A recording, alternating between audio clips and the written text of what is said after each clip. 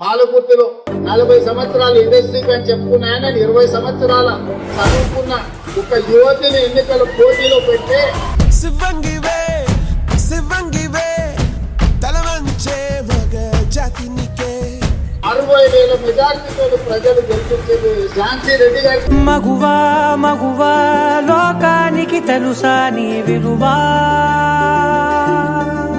దాని యశస్విని రూపంలో ఆయన పట్ల యమప్రాసమై పాలకుర్తిలో 60,000 మెజార్టీతో ఓడించడం జరిగింది.